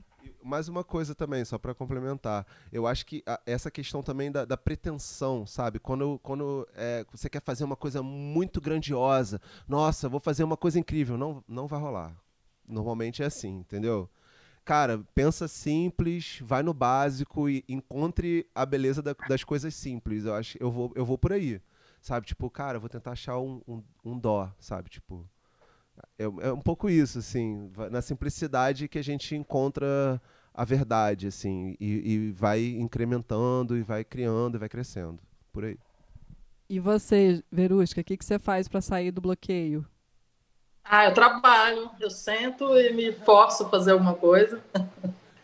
E é muita transpiração, né? E é isso mesmo, eu percebo que quanto mais longe eu quero ir, quanto mais complicado fica, não é o melhor caminho. Eu falo, mas por que eu quero fazer desse tanto? Aí eu já mudo e faço algo mais verdadeiro e me escuto e sigo por um caminho que é direto, é mais conectado comigo mesmo. E aí a coisa flui. Mas é muita transpiração, né? Tem que sentar e fazer, porque não é só criar ao léu, tem entregas, né? Tem trabalhos que têm datas e tudo tem que fazer. Tem que ter A inspiração, não dá para esperar a inspiração. Mas aparece. Bom, eu tenho duas coisas a dizer sobre isso. Vou tentar ser rápida, para não falar demais. Que eu falo para os meus alunos de composição coreográfica. Então, né, que é uma pergunta sobre isso, sobre bloqueios, né, de processo de criação. Uma coisa é deixar que o mundo te impacte, porque é daí que vem. Então, vai ler um livro, vai ver um filme, vai ler um poema, vai assistir uma exposição de arte, ver uma exposição de arte, vai assistir um show, vai procurar músicas que você não conhece, vai deixar que outras obras de arte te impactem de alguma forma, porque isso é inspiração. A gente não cria do nada, porque nós somos seres culturais, né? Nós somos seres que vivem em sociedade e a gente não cria sozinho do zero. A gente está aí no mundo que tem uma trajetória gigantesca para trás, de muitas pessoas que já fizeram coisas antes. Então, a gente precisa ser impactado com outras obras de arte, mas também com outras coisas, com uma notícia que saiu no jornal, com a situação política do país, com a situação social. Então, deixar que as coisas cheguem em você e te impacte, para isso gerar algo, né, depois. Então, isso é a primeira dica que eu falo para meus alunos. Gente, vai fazer coisa, vai conversar, vai no bar tomar uma cerveja e trocar ideia com alguém, que às vezes a pessoa vai contar uma coisa para você que aquilo pode te inspirar para fazer uma obra. Então, assim, a gente precisa deixar que o mundo impacte a gente de alguma forma, para gerar algo, né? E a outra coisa que eu falo só existe arte, no meu ponto de vista, se existe relação entre o artista e sua obra e o público que vai prestigiar aquela obra. Se eu ficar fazendo a minha dança dentro da minha casa, aí vira dança terapia, né? Aí vira processo terapêutico, aí vira outra coisa. A partir do momento que eu me proponho a criar algo para um público, eu tenho que pensar o que eu quero passar para aquele público, o que eu quero dizer para aquele público, o que eu quero fazer aquele público sentir ou ser impactado da mesma forma que o mundo, né, me impacta ou as outras obras me impactam. Então, eu preciso pensar sobre isso um pouco. O que eu quero? Por que eu quero estar em cena? Por que eu quero me relacionar com aquelas pessoas naquela situação ali? Né? O que eu quero passar para aquelas pessoas? Ou fazer aquelas pessoas sentir? Tá? Que às vezes não é intelectual, às vezes eu não quero que as pessoas pensem, às vezes eu quero que as pessoas sintam algo. Então, é aí que eu posso chegar, né, a responder a pergunta, né, de como que eu saio do bloqueio. Mas o que eu estou querendo dizer? O que eu quero passar para essas pessoas? O que eu quero fazer com que elas sintam? Então, aí, às vezes, vem a resposta, a partir desse olhar na relação da plateia, né? Pensando no outro. Então, a obra existe porque tem um outro que está na frente, né, da gente. Então, fica aí a minha sugestão. Ficou. Muito obrigada, gente. Vamos agora encerrar essa conversa com essa linda fala aí da Juliana. Muito obrigada, Juliana Passos, Verusca Gírio, astronauta mecânico. Vocês estarem aqui com a gente, uma grande honra trocar essa ideia. Pessoas, né, a Juliana da dança, a Verusca da imagem em movimento, né, como VJ.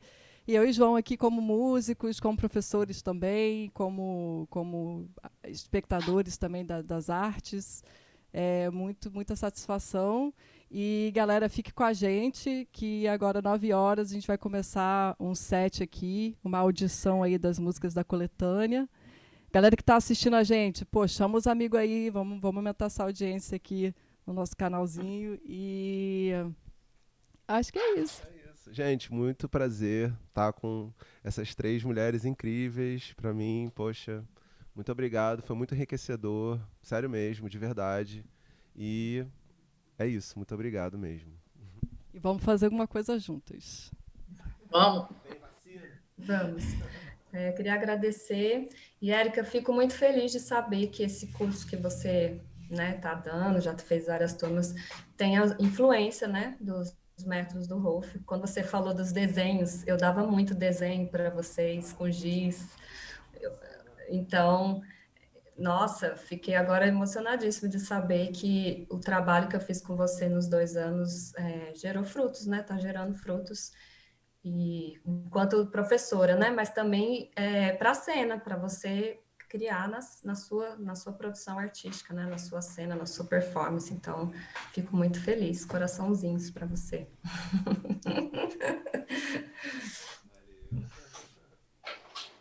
Então tá. Valeu. Verusca, obrigado. Cadê Verusca? Tá aí. Obrigada. Tchau, tchau. Tchau, gente. Obrigado, tá? Opa, a galera tá me ouvindo ainda. Galera que tá aí. Vamos começar daqui a pouco. Então fica aí. Eu vou colocar aqui também para vocês a timetable. Porque sim, a gente tem uma timetable. E eu vou colocar para vocês verem fonte de mídia. Porque tá muito, muito bonitinha.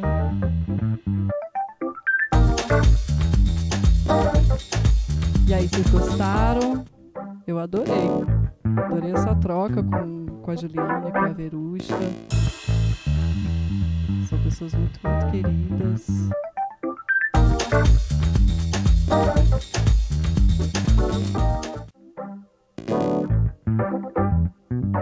Ó, mostrando a timetable aí pra vocês. Então, daqui a pouco, assim, vocês acabaram de assistir o... Eita! Vocês acabaram de assistir esse bate-papo, né? Comigo, com o João, com a Juliana e com a Verusca. E agora, eu e o João, a gente vai tocar as músicas da coletânea para vocês. É um trabalho que a gente tem muito orgulho, porque foram 3 meses aí, criando com a galera, fazendo um processo criativo bem interessante, seguindo aí inspirações aí da metodologia de Rolf, mas também bebendo muito da fonte de Jung. A gente trabalhou bastante imaginação ativa, então tá bem legal. Eu preciso colocar aqui a câmera. E aí, apareci. Agora não é mais a visão do Zoom, né? Agora a visão direta aqui. Então é isso, gente. Daqui a 2 minutinhos eu vou deixar um... Eu acho que tá tocando até a musiquinha da vinheta. Eu vou deixar ela tocando aí pra vocês.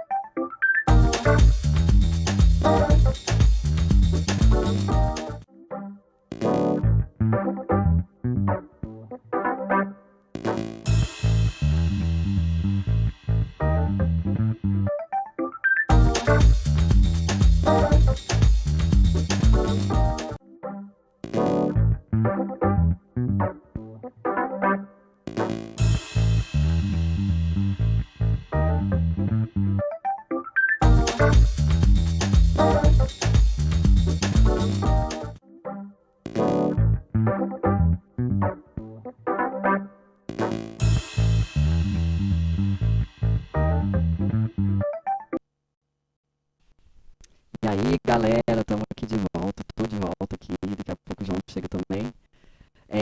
Vamos começar o lançamento aqui da nossa coletânea. Eu vou entrar agora, gente, no Bandcamp, e eu vou colocar essa coletânea no ar, porque ela merece, e tá linda de viver, Linda demais. Então, acho que eu vou até mostrar esse processo. Captura de tela.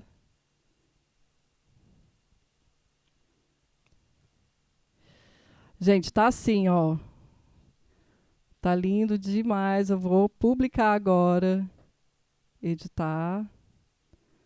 Vocês vão ver informações proibidas. E aí eu vou publicar, gente. Hora da verdade. Está no ar, nossa coletânea. E agora, cadê eu?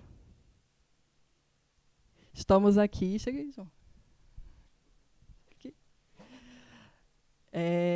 Vamos tocar as músicas. Então, galera que está assistindo, acessem waveliveact.bandcamp.com. Vocês verem nossa coletânea aqui, já está no ar. Também a estreia do selo, né? E temos um textinho aqui apresentando o projeto. Né? Esse trabalho foi compilado por mim e pelo João nas nossas aulas, com os nossos alunos. Foi masterizado pelo RHR. E essa arte linda foi feita pelo Andrei, que é um conhecido nosso, que também fez o curso, né? Ele está nessa última turma aí. E nossas músicas estão aqui e vamos começar com a primeira música, que é a minha, aquelas. Já começa botando a própria música, né? Mas vamos lá.